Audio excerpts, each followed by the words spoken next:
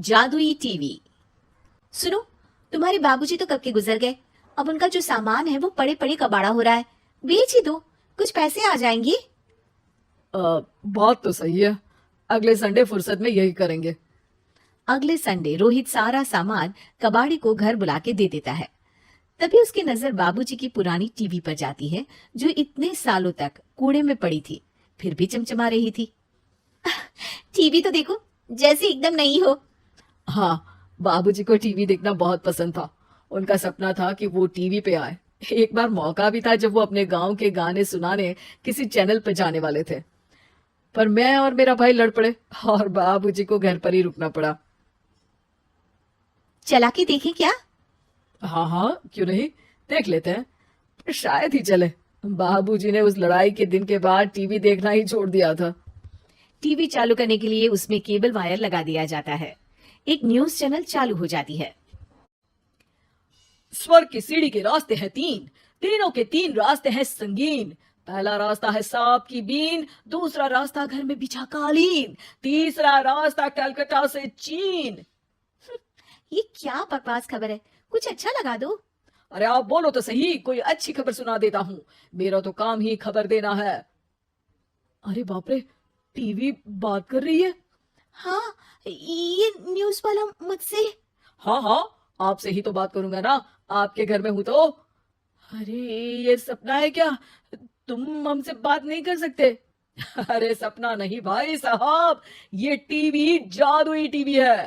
बोलो क्या खबर सुननी है, वरना ब्रेक लेने का टाइम आ जाएगा। सुप्रिया घबरा के टीवी बंद कर देती है। वो क्या था? अरे एक बार और चालू करके देखे, फिर से बात करेगा तो चैनल बदल देंगे। सुप्रिया फिर टीवी चालू कर देती है। अरे ऐसा कोई मुंह पे टीवी बंद करके जाता है क्या? मुझे बुरा लगा आपका नेचर। चाय पानी तो पूछो। सुप्रिया टीवी के बटन से चैनल बदल देती है। अब टीवी पर एक फिल्म चल रही है। अरे ये तो सूर्यवंशम है ना?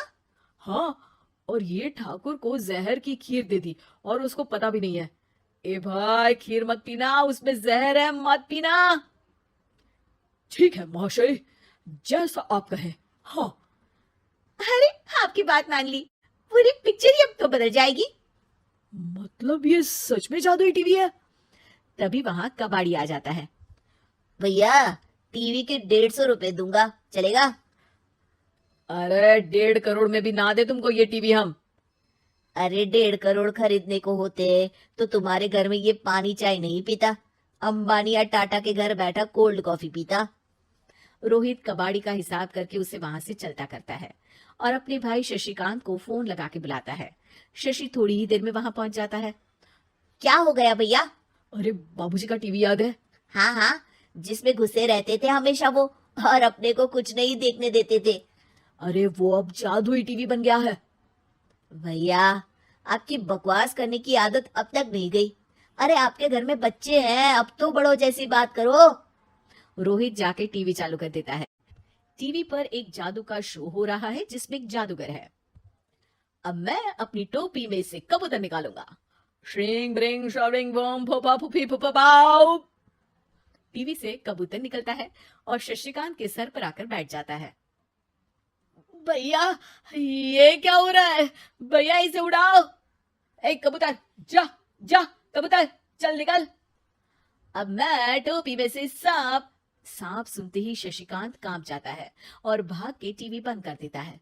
भैया सॉरी भैया, मैं समझ गया ये सच में जादुई टीवी है, पर एक बार और ट्राई करते हैं। पर भाभी, कोई दूसरा चैनल लगावा जिसमें डर ना लगे।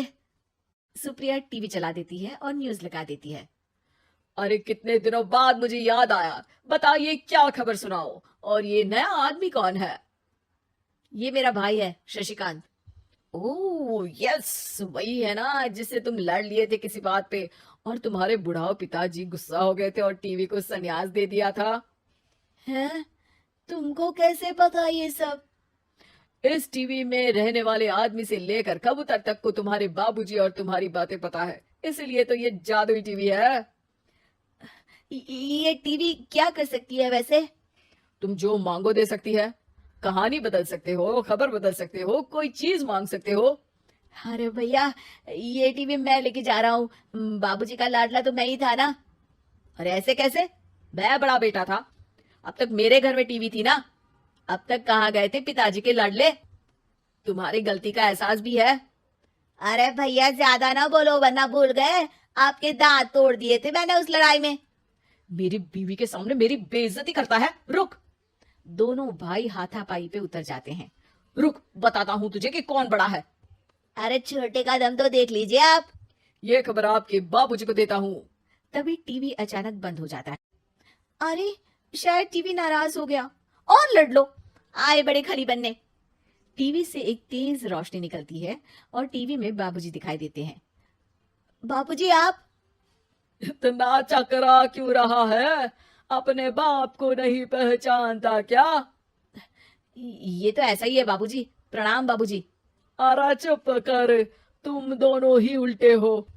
तुम्हारी वजह से मैंने टीवी में आने के सपने को छोड़ दिया, तुम्हारी लड़ाई की वजह से। और तो और, जितना मैं अपनी बीवी को नहीं देखता था उतना टीवी को देखता था, वो भी छोड़ दिया तुम दोनों की लड़ाई की वजह से। और अब मरने के बाद जब मैंने टीवी को जादुई टीवी बना दिया तो भी तुम इसका फल लेने की जगह लड़ रहे हो। अरे तुम तो लायक ही नहीं हो। अब तुमको बाबा जी का ठुल्लू भी नहीं मिलेगा। बाबूजी चले जाते हैं। टीवी बंद हो जाता है। रोहित और शशिकांत गिड़गिड़ा के टीवी के सामने हाथ जोड़ के बाबूजी को बुलाते हैं, पर टीवी सिर्फ धुआं निकालता रहता है।